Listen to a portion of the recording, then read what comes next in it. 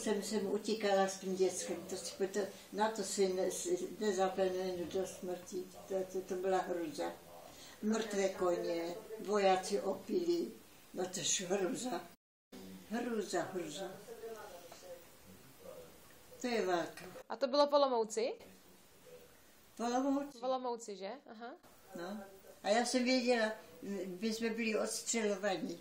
Byl ten ze Svatého Kopečku stříleli na Olomouc, že? My jsme z okna, z toho města, viděli z dálky ten kopeček. Byli právě tak šňura. Zasahli a jít až domů. To věděla, já jsem chtěla být doma. Já jsem byla na opačném konci Olomouce. No. Každý chce být doma. Přišla jsem domů, dveře vyrazené, okna vyrazené, ten tlak, víš, všechno. No ještě, že jsi tam nebyla v tu dobu. Ještě, že jsi tam nebyla. No to bych byla, oni byli všichni ve sklepě. No, tam u domovnice bydlela ve sklepě. Oni všichni byli v její koupě zavření. Jak jsem přišla, tak jsem tam taky šla. Protože tam bylo nemožné bydlet. Já jsem se byla jenom podívat, jak to vypadá. A u mě mohlo chodit v bytě tak kolem dokola, víš, přes obyvák, ložnici, před... Jo. A já jsem byla v ložnici, jsem se dívala, jestli tam mám ty papíry a všechno. A viděla jsem, že přišel tam Rusák. Jsem se tak lekla, tak jsem se bála. Tak on ale nevěděl, že já můžu vyletět. A on se hrnul za mnou do té Ježišmarja. Do té světnice. A já jsem vyletěla ven na chodbu. A utekla jsi. A on se netroufal už dále, že tam byli lidé. To jsi měla štěstí taky. Kolem dokola, tak on si to neuvědomil, že můžu vyletět.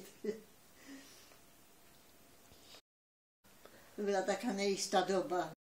Oni přepadávali ty ženy a kradli. No a my si teď stěžujeme, jak se nám žije, že? Dobře se nám žije, no. Žila jsem v hrozné době sama. Sama s dětskem. Měla 4 roky. A Karel byl kde tou dobou? Prosím? Karel byl kde tou dobou? V Norsku. V Norsku byl, aha jo. No, oni byli v Norsku. On si byl dobře, on chválil hrozně Nory, jak jsou pohostinní, jak jsou dobří.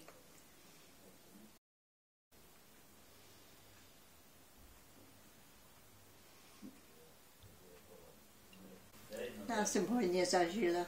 To jo. Máš hodně co povídat a vzpomínat aspoň. Jsem ráda, že jsem to všechno prožila. Že bez zdraví.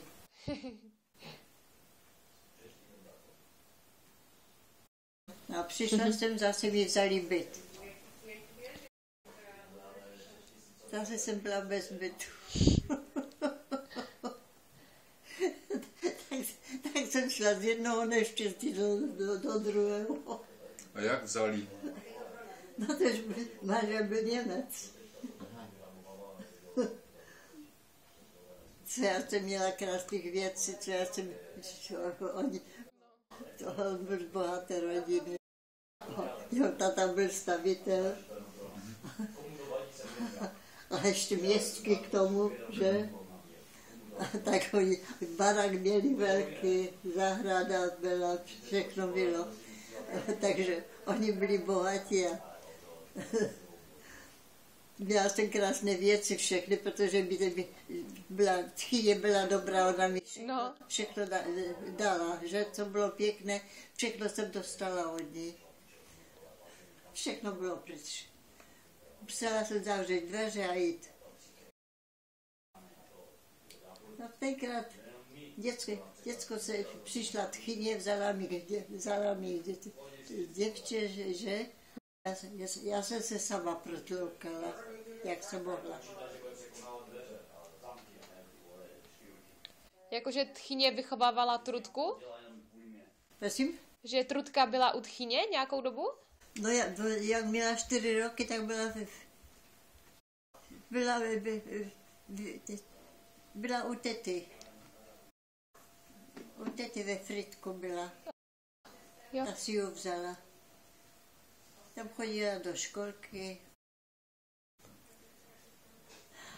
No, abych já mohla pracovat, já nebylo možnosti jinak. Já jsem šla do práce, že? Mm-hmm. Peníze jsem nedostala žádné, já jsem měla na knížce peníze a hodně, ale to bylo všechno zavřené. To se nedostalo.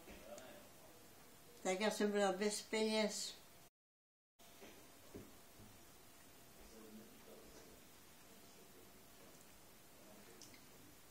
No, všechno se dá přežít.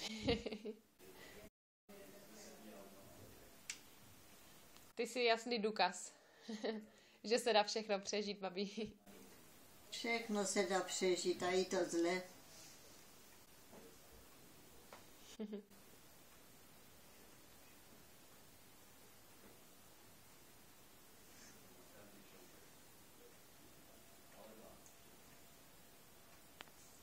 No. Válka je něco hrozného, proto já jak to vidím, tak to je hruza. Buďte rádi, že nic takového nezažijete.